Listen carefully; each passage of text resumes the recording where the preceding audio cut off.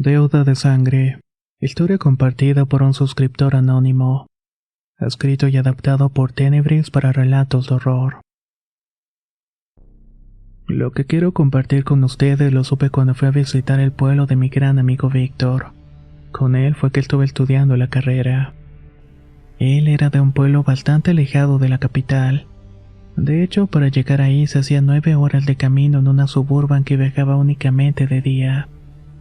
Como nos volvimos tan amigos, me invitó a ir a su casa a conocer el pueblo y a su familia, en lo que yo dije que sí. El camino estaba repleto de curvas insoportables. De hecho, tuve que vomitar 2 ocasiones por los mareos. Total, que llegamos a su casa de noche, así que prácticamente cenamos y nos fuimos a dormir. Al día siguiente me percaté de que su pueblo era realmente un pueblo. Las casas estaban escondidas entre los árboles inmensos de la sierra. Las calles estaban prácticamente inclinadas en 40 grados. Y por supuesto que no había internet. No digo que esto sea algo negativo, y en realidad visitar un lugar con esas características me gustó mucho. Me he sentido de alguna manera conectado con la naturaleza y la tierra. La gente de este lugar tiene muy poca evangelización católica, y muchas de sus creencias se basan en un pensamiento mágico fundamental. Total, que mientras Víctor me guiaba por el pueblo pasamos por una suerte de clínica. Víctor inclinó la cabeza y se persignó. Nunca vi que alguien hiciera eso al pasar por una clínica en lugar de una iglesia. Ya en confianza le dije: «Oye, ni que ahí se hubiera muerto Dios». Víctor se me quedó viendo muy seriamente y comenzó a sentir vergüenza. Este era un lugar completamente nuevo para mí, sacado de un cuento de hadas.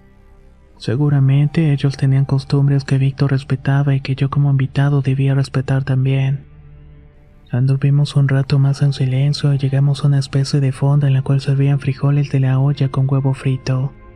Los dos pedimos un plato y también un café. Siento que esto relajó un poco las cosas entre los dos, ya que Víctor se inclinó hacia mí y comenzó a relatarme en voz baja. Esa clínica tiene 30 años de haberse construido. Aquí no puedes llegar y hacer lo que quieras. Le tenemos mucho respeto a la tierra y creemos que hay un dueño que cuida toda esta comunidad. Si alguien de aquí quiere hacer una casa, debe hacer una ofrenda de cacao, de huesos o de alguna botella de vino. Creemos que de otra manera el dueño te maldice. Los trabajadores arquitectos que se encargaron de hacer el hospital no hicieron su ofrenda y tampoco le pidieron permiso a la tierra. Lo construyeron y una vez terminada la obra comenzó a funcionar.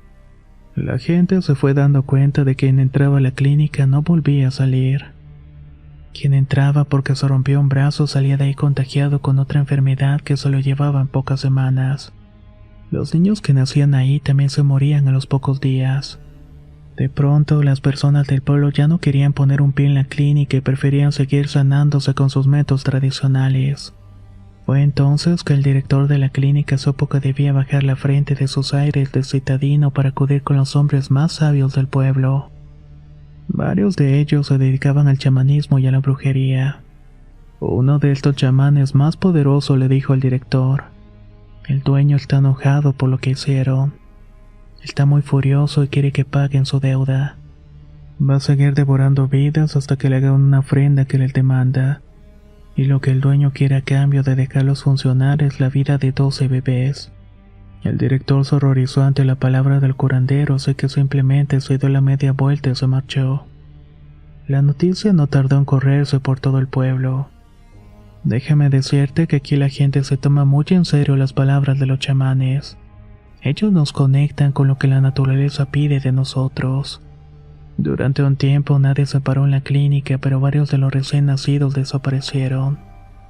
Los padres de las criaturas se resignaron y supieron que habían sido elegidos por una labor más grande, y era darle la salud a la comunidad.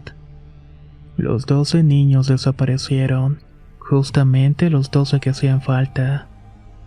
La clínica logró funcionar y hasta el día de hoy está marchando como se debe. Nadie de aquí buscó a los niños desaparecidos porque sabemos que era necesario, y cuando el dueño decide algo no hay que contradecirlo. Por eso me persigno cuando paso por ahí. Todos los del pueblo sabemos lo mismo. Sabemos que hubo que saldar una deuda de sangre para que todas las demás generaciones tengan salud. Te pido que cuando pasemos por ahí hagas lo mismo, ya que aquí se considera una falta de respeto si no lo haces. Luego de esto, Víctor siguió comiendo sus frijoles y dándole tragos largos al café. Yo estaba impactado por la historia y no dudé ni un poco porque hay algo en este pueblo que se siente un poco diferente. Era como si en el mismo aire se escondiera esta energía, lo que ellos llaman el dueño. El resto del viaje me la pasé muy bien, pero creo que no volvería a este lugar. En otras ocasiones he escuchado que para terminar construcciones muchos ingenieros deben hacer algún sacrificio.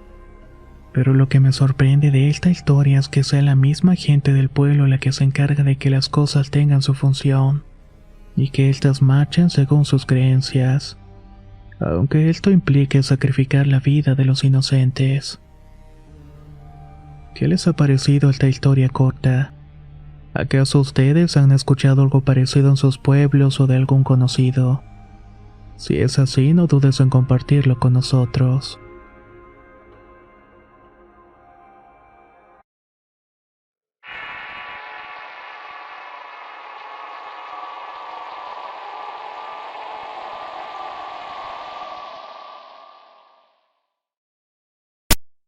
Enrique.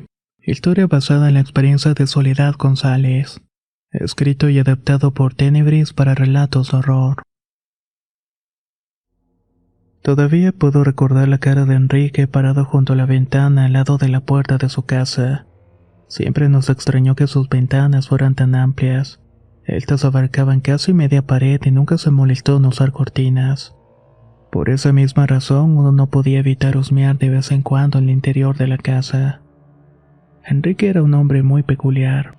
En aquellos años, cuando era pequeña y vivía en esa ciudad de poco avance ideológico, se puede decir que la vida de Enrique llamaba mucho la atención.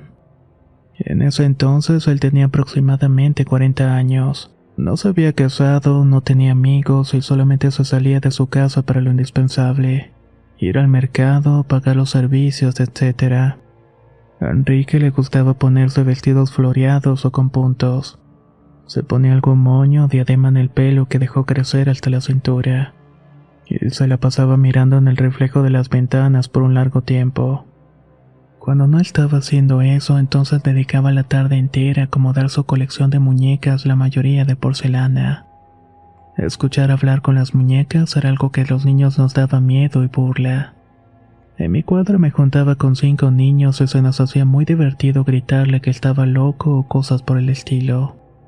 Entonces Enrique salía de su casa para aventarnos piedras, pero tampoco hacía mucho por corretearnos.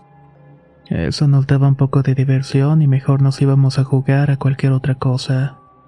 A mí en lo personal me daba envidia su colección de muñecas. Habían Barbies de los 70 hasta algunas que parecían ser sacadas de un cuento de terror. Muñecas de piel azul y varios ojos en las mejillas y frente. Otras tenían la cabeza del mismo tamaño que el cuerpo y sin pelo. En ese entonces no entendía lo peculiar de esos objetos, pero a fin de cuentas eran simplemente juguetes. A nuestros padres nunca les gustó la idea de que jugáramos cerca de la casa de Enrique.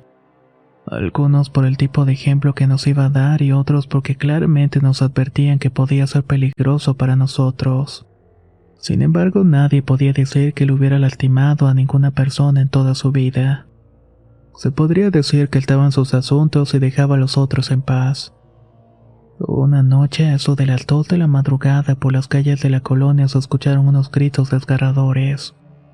Yo había escuchado hablar de la Llorona, pero esos gritos no parecían los de una mujer. Eran más bien los gritos de Enrique, que pedía auxilio con desesperación. Nuestros padres salieron a ver por qué había tanto escándalo y era ese. Nosotros, como cualquier niño curioso, nos quedamos cerca de la puerta para escuchar lo que estaban diciendo. A ver, Enrique, pues qué mosca te picó. ¿Qué escándalo traes? Ellos me vigilan. Dicen que van a llevarme. ¿De qué estás hablando, Enrique? De ellos. Los grises me vinieron a ver por las ventanas y dijeron que venían por mí. Yo no quiero, por favor, ayúdeme. Nadie se preocupó realmente por estas palabras. Lo fueron a llevar a su casa y lo acomodaron en la cama para que se fuera a dormir y fue todo. Sin embargo, a partir de ese momento las cosas cambiaron. Al día siguiente por la tarde vimos que las ventanas y mesas de Enrique estaban cubiertas por cortinas color café oscuro.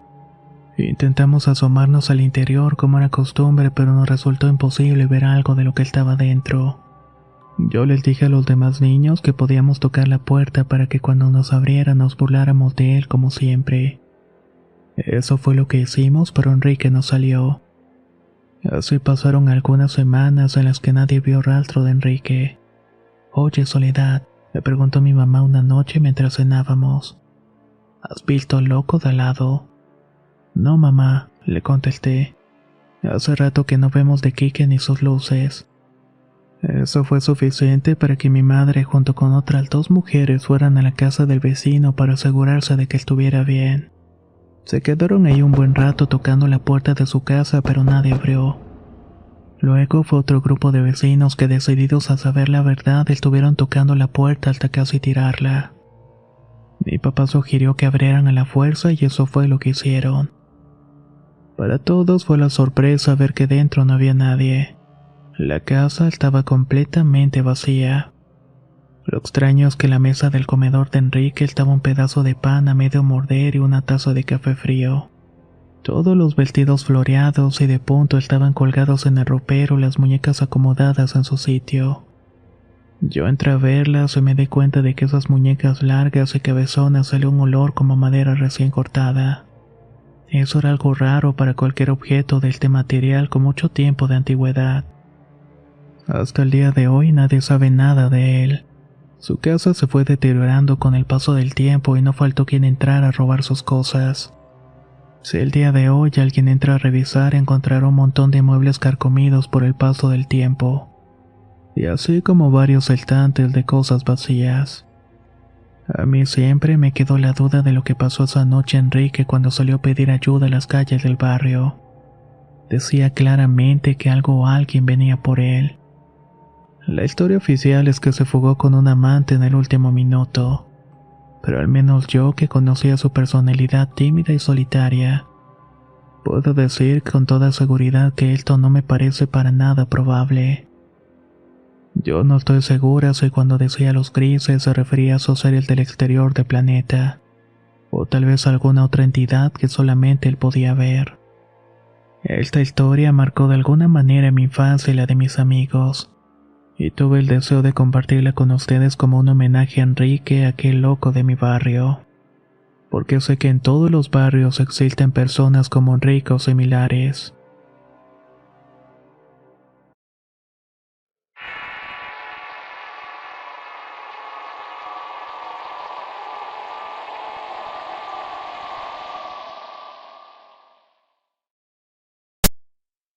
Los niños de la reja.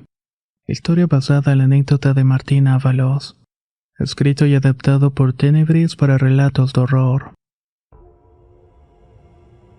Esta historia que voy a compartir con ustedes me la contó mi abuelito, que en paz descanse.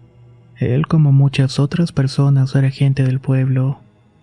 Y en la época de su juventud tenía que caminar varios kilómetros para trasladarse de la parcela en la cual sembraba frijol y maíz hasta su casa. En este trayecto tenía que pasar por varias casas muy pobres y también por el panteón del pueblo. Mis abuelos también padecieron la pobreza, así que tenían que trabajar muy duro. Mi abuelo en la siembra y mi abuelita cuidando a los niños y haciendo la comida. También él bordaba servilletas de esos que ponen en las tortillas para ayudar con los gastos en la casa. Una de esas tardes que mi abuelo iba a la parcela, vio 2 niños pegados en una reja de las casas pobres. Dice que los niños tenían una cara muy triste, como si hubieran llorado. Él, que siempre fue un hombre muy amable, se acercó a ellos para preguntar qué les estaba pasando. Lo que pasa es que nuestros papás no nos dejan salir a jugar. Dice que nos quedemos aquí en la casa porque afuera es muy peligroso.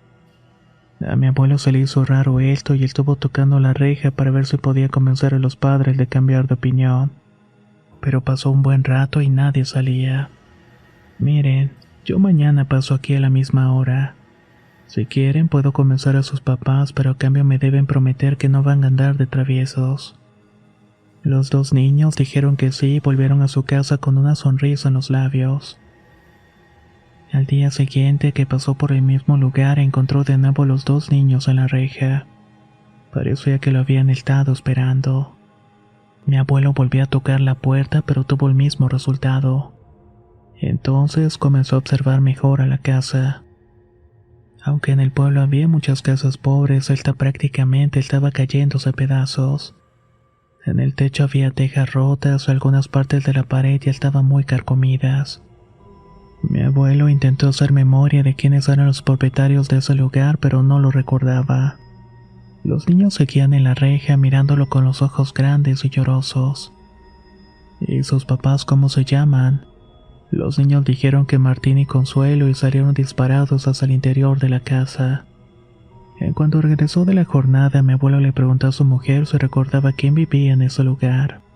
Mi abuela se quedó pensando un rato y luego dijo: ahora que lo pienso, esa casa lleva vacía mucho tiempo. Recuerdo que vivía un matrimonio que venía de un pueblo más al norte. Tenían 2 niños que murieron de una enfermedad, quién sabe cuál, pero creo que era de la sangre. Luego de eso, los señores se fueron a otro pueblo y la casa quedó abandonada. Mi abuelo sintió como la sangre se les iba a los pies. No tuvo que pensar mucho para saber qué era lo que había sucedido. Al día siguiente, cuando pasó por la casa, ya no vio a los niños pegados a la reja. Entonces imaginó que tal vez todo aquello fue producto del cansancio y del trabajo de tantas horas bajo la influencia del sol. Esa tarde se entretuvo arreglando unas semillas y acomodando la milpa. Mientras iba de regreso, pasó de nuevo por la casa y no vio a los niños. Pero más adelante, al pasar por el panteón, miró entre las tumbas 2 figuras blancas que saltaban de una lápida para otra.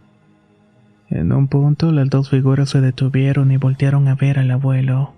No eran otras que aquellos niños de la reja. Mi abuelo salió corriendo lo más rápido que le dieron los pies. Llegó a la casa pálido y a punto de desmayarse. Le contó a mi abuela lo que había pasado y esa noche prendieron 2 veladoras. Se pusieron a rezar el rosario en memoria de aquellos niños.